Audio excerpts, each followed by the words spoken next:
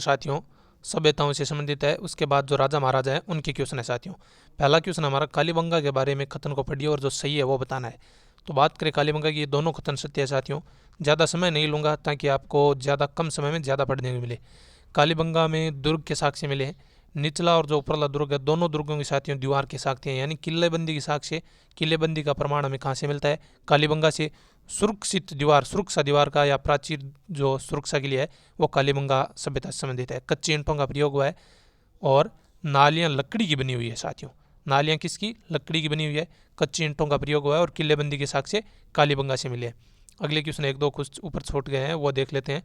अगला क्वेश्चन है साथियों, राजस्थान का कौन सा सैंधव स्थल घग्गर नदी के किनारे है? तो ये तो कालीबंगा हो ही गया।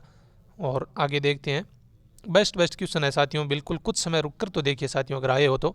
7 अग्निवेदिकाएं की पंक्ति कहाँ से मिली है? तो कालीबंगा से मिली है। बेलनाकार मोहरे हमें कहाँ से मिलती है? कालीबंगा से मिलती है। और बात करें कालीबंगा की खुदाई 5 स्तरों पर की गई है। कितने स्तरों पर की गई है? 5 स्तरों पर की गई है साथियों कालीबंगा की खुदाई। याद रखना ये क्वेश्चन सीटी में भी बार बार आया था। और एक खोपड़ी मिली है जिसमें 6 छिद्र है, तो यानी शल्य चिकित्सा का प्रमाण हमें कहाँ से मिलता है? कालीबंगा से। अग्निवेदिकाएं कालीबंगा से। हवन कुंड कालीबंगा से मिले साथियों। और पीछे बताया था जो किलेबंदी का प्रमाण है वह भी हमें कालीबंगा से मिलता है। कच्ची ईंटें कालीबंगा से मिली। आगे देखते हैं। दोहरी रक्षा प्राचीर के साक्ष्य राजस्थान, अभी जो बताया साथियों कालीबंगा से दोहरी रक्षा प्राचीर यानी दोहरा परकोटा यानी, और दोहरा जुते हुए खेत के साक्ष्य यानी एक ही खेत में 2 फसलों के साक्ष्य कालीबंगा से। भूकंप का साक्ष्य कालीबंगा से मिलता है और शल्य चिकित्सा भी कालीबंगा से मिलती है साथियों। पहले लिखा है इसलिए ताकि आपका समय बर्बाद न हो, और साथ में मैं कुछ तकनीक का अभाव है साथियों ताकि साथ में लिख नहीं सकता, इसलिए पहले लिख कर आया हूँ आपके। आहड़ सभ्यता किस अन्य नाम से जानी जाती है? आघाटपुर कहते हैं साथियों। उत्खनन किसने किया आहड़ का? HD सांकलिया ने। और बनासियल बुल की प्रतिमा आहड़ से मिलती है। उत्खनन HD सांकलिया ने किया। थोड़ी सी आहड़ की और चर्चा कर लिए। आहड़ सभ्यता उदयपुर में आयड़ नदी के किनारे है। खोज अक्षय कीर्ति व्यास ने 1953 में किया। मैं खोज लिखा है साथियों मैंने यहाँ, अक्षय कीर्ति व्यास 1953। और कंफ्यूज नहीं होना, ये उत्खनन है। HD सांकलिया जी तो उत्खनन करते हैं, खोज अक्षय कीर्ति व्यास करते हैं 1953 में। प्राचीन नाम आघाटपुर। दुलकोट भी है, ये आया था CET में। प्राचीन नाम स्थानीय नाम ये देखो दुलकोट है। और ताम्रवती नगरी है। ताम्रवती नगरी किसे कहते हैं? आहड़ को। ये कंफ्यूज दूर हो जाएगा, थोड़ी देर रुकिए साथियों। ताम्रयुगीन सभ्यताओं की जननी और नगरी दोनों का भी दूर कर दूंगा, लेकर आया हूँ।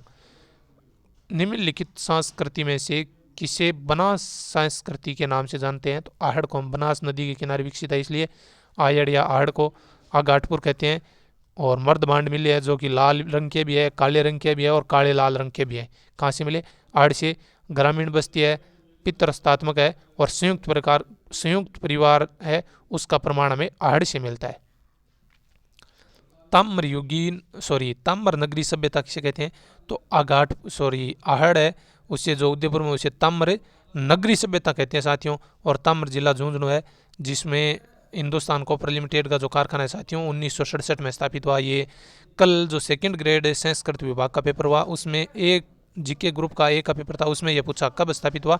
1967 में खेतड़ी में। ये क्या है साथियों? ताम्र नगरी है जो कि आहड़ है। और ताम्रयुगीन सभ्यताओं की जननी हम गणेश्वर को कहते हैं। साथ लिख कर आया हूँ, ताम्र नगरी आहड़ और ताम्रयुगीन सभ्यताओं की जननी गणेशकर। दोनों एक जगह नोट कर लो साथियों आपके नोट्स में ताकि याद रहे। और वैसे तो आप अगर तैयारी कर रहे हो तो याद तो है ही। कोई मेरा प्यारा नया साथी है उसको शायद कन्फ्यूज हो सकता है। राम सेकासम और सप्टिक नामक पाषाणकालीन उपकरण कहाँ से मिले? आहड़ से मिले। किस जगह से मिले थे साथियों? आहड़ से मिले। एक चीज़ बालाथल से क्या मिला था? 11 कमरों का भवन मिला था, शायद आगे मैंने लिखा भी है, मेरे याद है जहाँ तक। बौद्ध धर्म से संबंधित पुरातात्विक अवशेष बैराठ से मिले हैं। ये क्या चीज़ है अभी समझा देता हूँ साथियों, आपके शायद समझ नहीं आ रही होगी। बौद्ध धर्म के साक्ष्य में बैराठ जयपुर से मिलते हैं। बुद्धा सर्किट जो एक नया सर्किट विकसित हुआ है साथियों, यानी पहले का भी है बुद्धा सर्किट। इसमें कौन कौन सी हैं? कोलवी की गुफाएं आती है, कालीबंगा आती है और बौद्ध सभ्यता आती है बैराठ जयपुर वाली जो कि बाणगंगा नदी के किनारे है। बोलती हुई गुफाएं कोलवी गुफा झालावाड़ को कहते हैं। और राजस्थान का अजंता किसको कहते हैं? हम कोलवी की गुफा को कहते हैं। इसकी PDF भी अगर आप चाहते हो साथियों कमेंट कर देना। हाँ बिल्कुल। और बिज्जक की पहाड़ी, तो ये नॉर्मल सा क्वेश्चन है। बिज्जक की पहाड़ी बैराठ सभ्यता जयपुर से। यहाँ पे काफ़ी चीज़ लिखी हुई है साथियों, तो मैं आपको समझाने की कोशिश करता हूँ। बहुत कुछ लिखा है, ज़रा गौर देना। बनास सभ्यता की बात कर रहा हूँ मैं, जो बेराट सभ्यता की बात कर रहा हूँ, जो जयपुर में बाणगंगा नदी किनारे है। प्राचीन नाम विराटनगर था। खोज दयाराम सायनी ने की। बेराट की खोज किसने की थी? दयाराम सायनी ने की। उत्खनन देखो साथियों, नील रतन बनर्जी लिखा है, कैलाशनाथ दीक्षित और नील रतन बनर्जी ने आहड़ बेराट का उत्खनन किया। खोज दयाराम सायनी करते हैं। यहाँ तक पढ़ लिया। इस जगह पहले जो राम सिंह सेकंड थे जयपुर के राजा, उन्होंने उत्खनन करा लिया था साथियों। उसके समय यहाँ पे एक स्वर्ण मंजूषा नामक कलश मिला, जिसमें भगवान बुद्ध की अस्थियां मिल गई थी। किसके समय? राम सिंह सेकंड के समय स्वर्ण मंजूषा। इतनी चीज़ क्लियर हो गई। उसके बाद बताता हूँ मैं, 1 मिनट। गोल बौद्ध चैत्य मिले हैं साथियों बेराट से, बौद्ध स्तूप बेराट से और बौद्ध मठ। ये जो चीज़ें थी, बौद्ध स्तूप और बौद्ध मठ, इसको नष्ट करा दिया था किसने? होण राजा मिहिर कुल ने नष्ट करवा दिया साथियों। आगे यहाँ पर आ जाओ। ये देखो, जो 36 मुद्राएं लिखी है मैंने, बेराट से मिली है। उनमें से 28 मुद्रा राज साथियों, इंडो ग्रीक जो सिक्के हैं वो 28 मुद्रा मिली है 36 में से, और 16 राजा मिनेडर की मुद्रा है। यूनानी शासक जो मिनेडर है उसकी 16 मुद्रा है 28 में से। अब बात करें 36 में से जो 8 बची, वो पंचमारक मुद्रा है, आहत मुद्रा है, पंचमारक कहते हैं। और भीमजी की डोंगरी बेराट वाली, बेराट की भीमजी की डोंगरी, बिज्जक डोंगरी, गणेश डोंगरी और महादेव डोंगरी, ये बेराट जयपुर में ही है। अब बिज्जक की डोंगरी खोज दयाराम सायनी, ये तो बता ही दिया आपको पहले। ये देखो, खोज दयाराम सायनी ने उत्खनन नील रत्न बनर्जी और कैलाशनाथ दीक्षित करते हैं।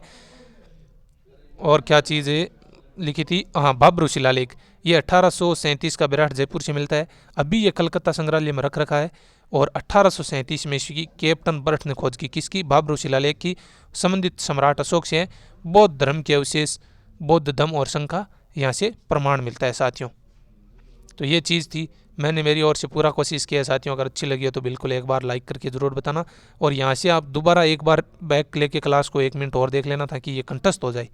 ये देखो वापस आ गया ना, दयाराम सायनी, नील रत्न बनर्जी और कैलाश दीक्षित, इन्होंने उत्खनन बेराट का किया। दयाराम सायनी ने साथियों खोज की थी। राजस्थान में अशोक का तो ये अभी पढ़ाए, अभी बताया आपको, बेराट से मिला ही है अशोक का। भीमजी की डोंगरी, महादेव डोंगरी, बिज्जक डोंगरी, ये बेराट की हो गई। गणेश्वर सभ्यता ताम्र युगीन या कांस्य युगीन सभ्यता है।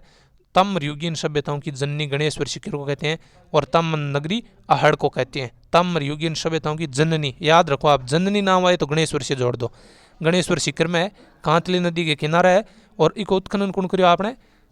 RC अग्रवाल, रतन चंद्र अग्रवाल। कौन करियो गणेश्वर को उत्खनन? रतन चंद्र अग्रवाल। कोशिश कर रहा हूँ साथियों बेस्ट से बेस्ट पढ़ाने की, हो सकता है थोड़ी बहुत, पर कोशिश करेंगे आपके लिए और भी बेस्ट। आप भी सहयोग कर रहे हो। बालाथल राजस्थान के ऐतिहासिक स्थलों में से एक है, जो कि उदयपुर में है। बालाथल खटा आपने, उदयपुर में है बालाथल है। इस वल्लभ नगर उदयपुर में है बालाथल। खोज कौन करी? VN मिश्र, वीरेंद्रनाथ VN मिश्र ने खोज की थी। और 11 कमरा को भवन मिलो अपना बालाथलो। कत्ता कमरा को? 11 कमरा को, शायद में पीछे भी बताया था ने। और VN मिश्र खोज करी बालाथल उदयपुर की, वल्लभ नगर उदयपुर में है। अगलो क्वेश्चन आपनो, कौन सो प्राचीन मतलब सुमेलित किसो सुमेलित को नहीं, तो वो भी अपन सुमेलित कर लिया, छोड़ दिया ये चीज़ ने। बेराट की खोज कौन करी आपने? दयाराम सायनी। अभी बताया ना आपने, बेराट की खोज दयाराम सायनी करी। आहड़ की कौन करी? अक्षय कीर्ति व्यास करी थी। बागौर की पहले भी आप बात कर ली, VN मिश्र बागौर की खोज करी। और कालीबंगा की अमलानंद जी घोष करी। एक बार और रिविजन कर लेवा, बेराट के दयाराम सायनी, आहड़ की अक्षय कीर्ति व्यास ने, और कालीबंगा की आपने अमलानंद घोष करे है, और बागौर की VN मिश्रा करे। वह जोड़ने की कोशिश करो, याद रह जागो। अब आपने थोड़ा राजा महाराजा क्वेश्चन है वह और कर लिया।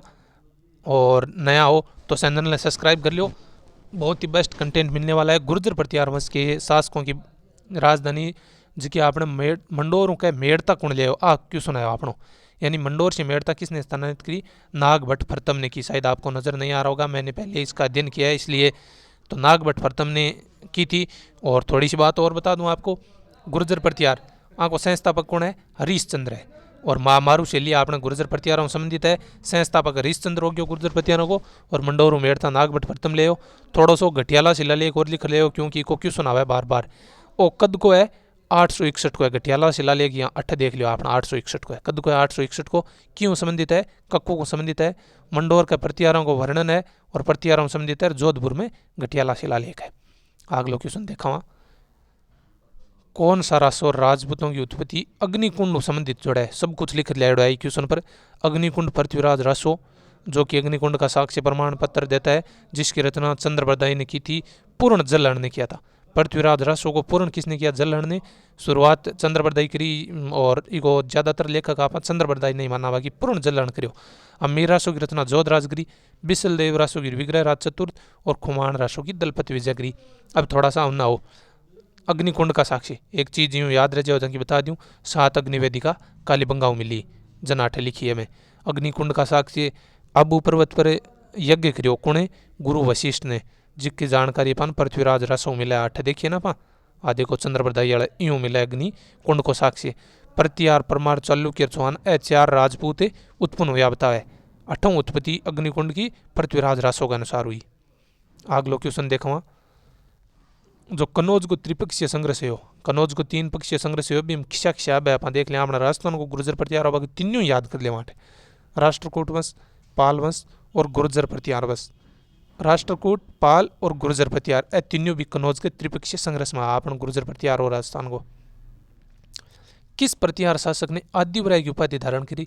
तो मीर भोजो, जो पितर हंता हो अण आदिवराय की उपाधि धारण की। राप को पितर हो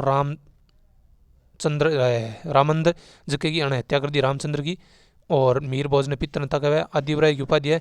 प्रत्यारों का सवर्ण काल भी मीर भोज का शासन।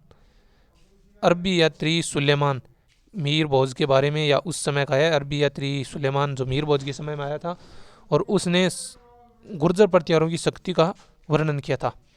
थोड़ा सा उन्ना जाओ, वत्सराज ने जयवरा की उपाधि और मीर भोज ने आदिवराय की उपाधि। आदिवराय की किन्ने? मीर भोज ने, और जयवरा की वत्सराज ने। महेंद्रपाल, बात करा महेंद्रपाल का दरबार में राजशेखर नाम का एक कवि हो, जो प्रबंध कोश, बाल कोश और काव्य मंजरी की रचना, कर्पूर मंजरी की बाल काव्य और प्रबंध कोश की रचना राजशेखर करे, जो महेंद्रपाल का दरबार में हो। यह चीज़ा मैं बताने की थाने कोशिश कर रहा हूँ बेस्ट टू बेस्ट।